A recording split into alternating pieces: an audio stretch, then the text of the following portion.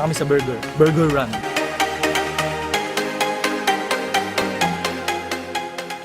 Ay napanatili nito ang kanyang lakas na 205 kilometers per hour at pabugsong umaabot sa 255 kilometers per hour. 6:43 na po ng umaga dito sa Dupax del Norte. Makulimlim lang po ngayon, wala pa pong ulan, pero itong Vizcaya po ay signal number 2 na. Ngayon po kumakain na po kami ng agahan at naghahanda po kami ng kanya-kanyang bag. May inimbak din po kaming mga tubig at pagkain dito. Kung makikita nyo ang aliwalas po ng langit, binibigyan tayo ni Lord ngayon talaga ng sapat na oras para sa darating na sakuna mga kaibigan. Malakas po ngayon itong bagyong to at unang-una po sa lahat, stay safe. God bless.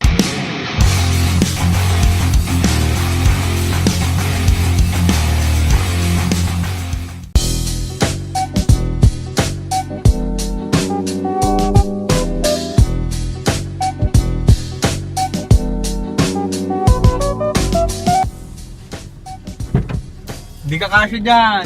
Ano kasya ay? Yung pa mo!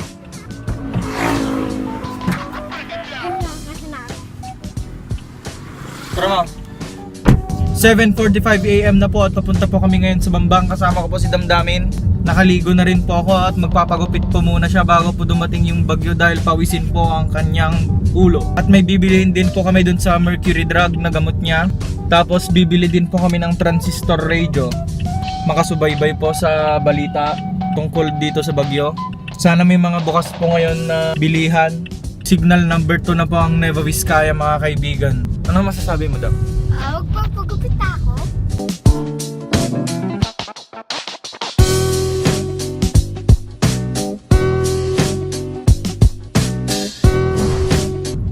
Ang tahimik po ng kapaligiran ngayon mga kaibigan. Yung ulap, ang baba. Kanina po medyo maaraw pa po nung medyo maaga-aga pa. May konting araw pa namang sumisilip kanina. Tapos ngayon, wala. Purely clouds na po mga kaibigan. Naalala ko pa nung binagyo kami dito nung first year high school ako. Grabe, ang hirap maglinis. Yung mga putik dun sa mga upuan. Tapos kailangan mong i-map yung tiles. Dito ako nag-high school noon. Yan. Laging nalulubog sa baha to. Tapos nung third year na naman ako, mga around 2013 siguro o 2014 yung latest na baha dito sa Lamo, dyan sa school namin. Ito yung pinuntahan natin kahapon. Ito yung pinuntahan dun sa last vlog. Lilink ko na lang dito sa taas. Dito sa taas yun. Kung makikita nyo po mga kaibigan, medyo madilim na po doon, medyo maulap at medyo makulimlim na po ang ating langit mga kaibigan. Ito po ang Almaguer, tapos dyan po sa banda dyan, meron pong ilog dyan, dito. Sa lagpas po ng mga puno. Tignan nyo po ito, sinusubukan pa po yata nilang magbilad ng palay. Ito. Nako, kung ako sa inyo, hindi na ako magbibilad ng palay kasi nandyan na si Bagyong Ompong. Hindi yata kayo nakikinig ng balita. Ayan o. Nakukuha nyo pang magbilad. May bagyo nang darating. Nako, delikado yan. Ito yung sinasabi ko dun sa last na vlog ko. Lalagay ko na lang po dito sa taas. Dito. Lalagay ko na lang dito. Ito. Huwag nyo lang pansinin yan kasi tayo ng butiki. Ito. Halos wala tong palayan na to mga kaibigan kapag umaapaw na po yung tubig. Yan na lang yung tubig lagpas po ng mga punong yan na po yung ilog. Andito na tayo ngayon mga kaibigan sa Barangay Inyangan. Ipapakita ko naman dito kung saan banda yung nababaha dito. Papunta po siya sa Malasin. Yung daan papuntang Malasin po kasi mga kaibigan ay nababaha rin po yun. Kung hindi ako nagkakamali mga kaibigan, yung tubig po na bumabaha doon ay galing po siguro dito po sa bundok. Kasi dito po sa paakyat, dyan, bundok na po yan. Tapos, yung nababahang part naman po dito sa Inyangan, yung daan papuntang Malasin ay dito po. Yan, ito. Dito bababa yung tubig galing dun sa bundok.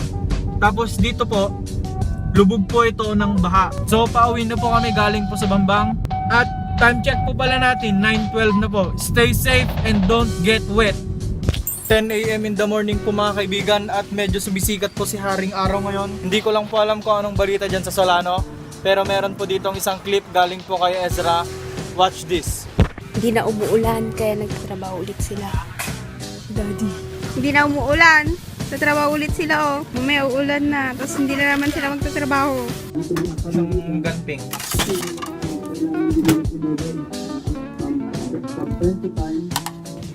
Mag-alas 6 na po ng hapon dito sa Dupax del Norte mga kaibigan. At nakapagluto na rin po sila ng champurado para sa hapunan po namin. Kada isang dalawang araw na na-maintain niya lang yung intensity. So, maliit yung chance talaga na ito ay malaki. Hapunan po namin mga kaibigan, champurado po.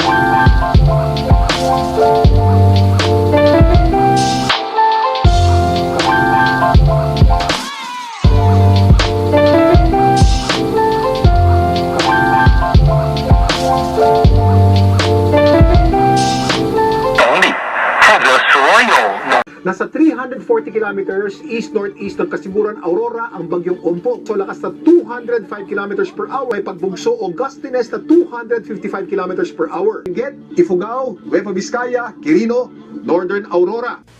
5:30 AM na po dito sa Dupax del Norte.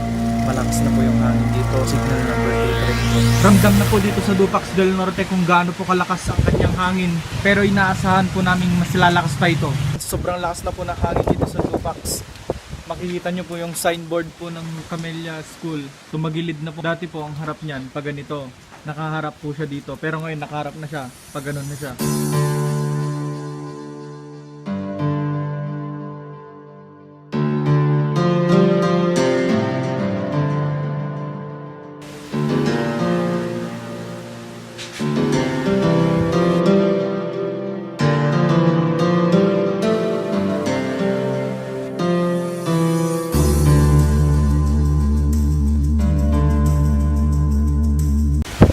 Sobrang lakas na po ng hangin. Dalawang truck na po ng sundalo ang pumunta po sa bundok. Sila po siguro ay maglilibot dito sa town ng Dupax del Norte.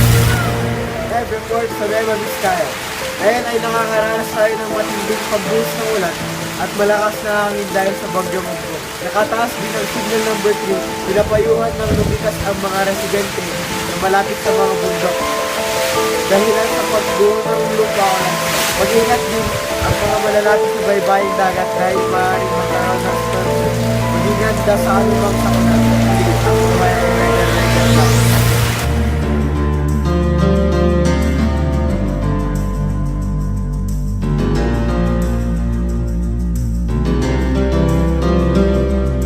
Mga tayo kakabsat, balaton. Ibinaba na po sa signal number 2 ang Nueva Vizcaya. Pero patuloy pa rin po ang malakas na hangin at mas lalo pong lumakas yung ulan.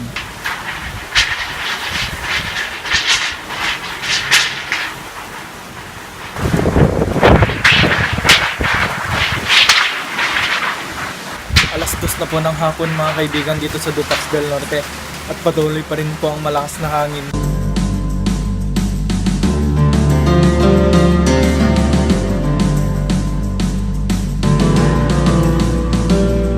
Dito po kami ngayon sa munisipyo ng Dupax del Norte. Naka-standby po lahat dito ng mga kailangan. Meron po kaming fire truck dito.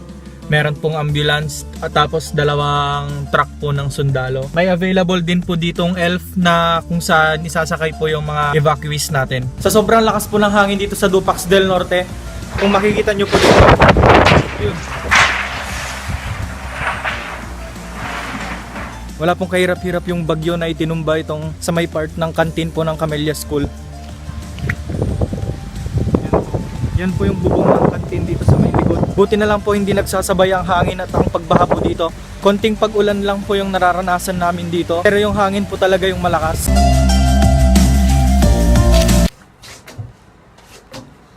Grabe po yung pananalasan ni Bagyong Ompong dito po sa Luzon.